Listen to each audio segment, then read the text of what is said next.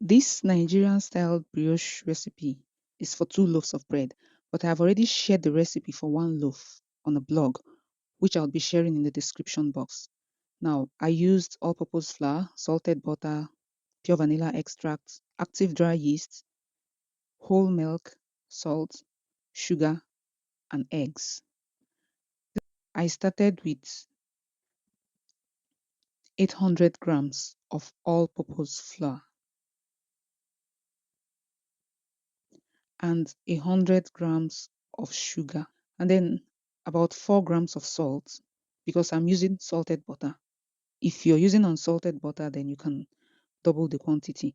About a tablespoonful of yeast. Again, I use little yeast because this is going to take a long time to proof. A part of it will be done in the refrigerator. 400 grams of butter. This recipe uses 50% butter. That is, the butter is 50% the quantity of flour. The flour was 800 grams and then the butter is 400 grams.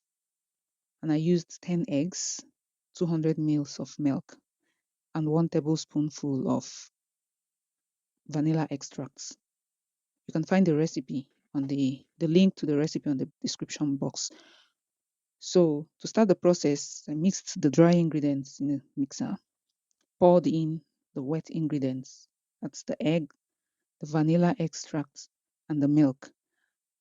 I was meant to pour all of them at the same time, but I got distracted. Now, the disadvantage of not pouring all the liquids together is, as you can see now, the dough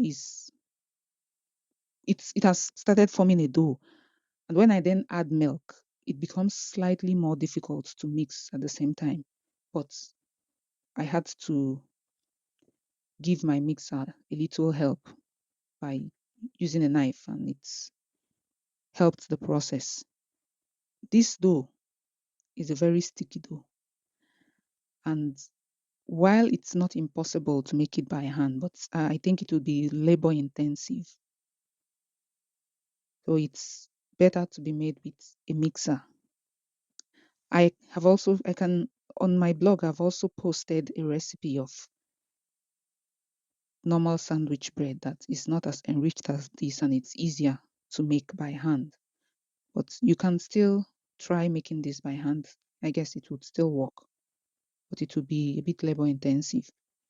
So now, with these wet ingredients and the dry ingredients being needed, what we are looking for is a glossy, when this has mixed thoroughly and it's slightly shiny, then we can add the butter. This took about 12 minutes at medium-high speed. And when you feel it's stretchy enough, you then add the butter. Because of the quantity of butter, you add them in batches, in little bits. Now, many recipes will tell you to use cold butter and cold ingredients. For my mixer, it works better when the butter is slightly at room temperature, not too soft, but okay. So you continue kneading.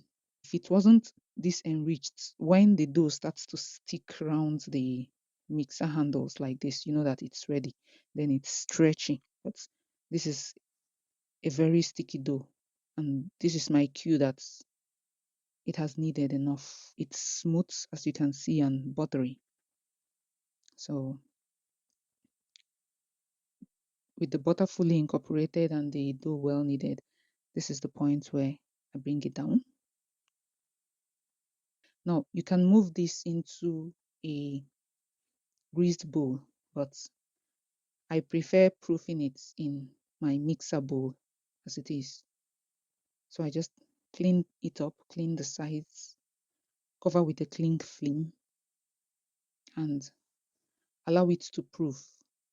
What I'm looking for is sign that the yeast has started acting. Placed it in the refrigerator overnight, and by morning, it had clearly doubled, and because of the high butter content, it had hardened. The dough was now harder and easier to work with.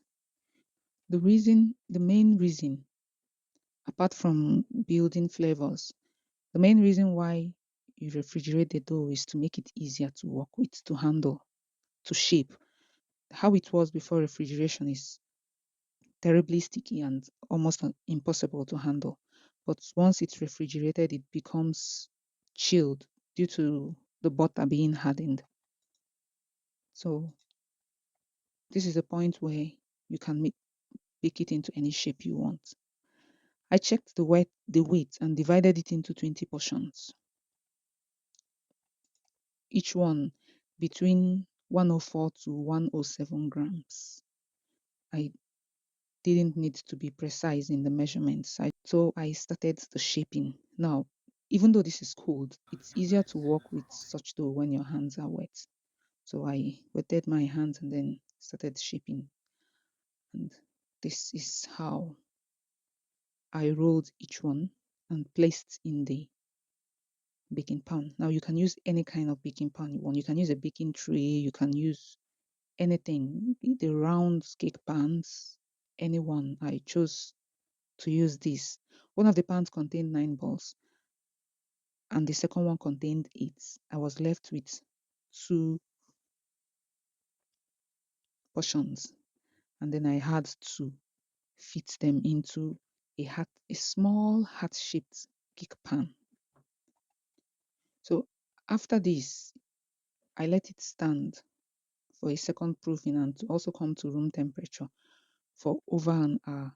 So this is what the heart-shaped one looked like after baking, and this is what the 2 loaves. This is an incredibly soft bread. So soft. Tell me in the comment section if you would be trying this.